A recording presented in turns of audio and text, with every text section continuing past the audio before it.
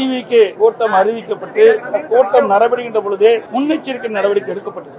இதற்கு முன்பு இதே கட்சி ஈவிகே கட்சி 4 மாவட்டத்தில் அவருடைய தேர்தல் பிரச்சார கூட்டத்தை நடத்தியிருக்கிறார்கள். அந்த 4 கூட்டத்திலும் எப்படி மக்கள் கலந்து கொள்கிறார்கள், எப்படிப்பட்ட நிலைமை என்பதையெல்லாம் ஆய்வு செய்து அதற்கு ஏற்றவாறு முழுமையான பாதுகாப்பு கொடுத்திருக்க வேண்டும் அரசாங்கம், காவல்துறை. அதே போல அந்த பாதுகாப்பு குறைபாடுகள் இருப்பதாக தொலைக்காட்சியில் பார்க்கின்ற பொழுது தெளிவாக தெரிகிறது. ஏற்கனவே மாவட்டத்தில் நடந்த ஈவிகே பிரச்சார கூட்டத்திலும் முழுமையான பாதுகாப்பு வழங்கப்பட்டதாக தெரியவில்லை. இதெல்லாம் தொலைக்காட்சியில் பார்த்துதான் நான் இதை குறிப்பிடுகிறேன்.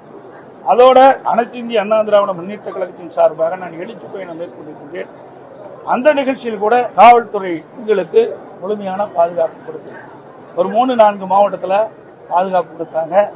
இது எந்த மாவட்டத்திலுமே இந்த பொதுக்கூட்டம் நடைபெறுகின்ற இடத்தில் காவலர்கள் அந்த பொதுமக்களுக்கு கூட்ட நெரிசல் ஏற்பட்டால் அதை ஒழுங்குபடுத்துகின்ற பணியில் ஈடுபடவில்லை.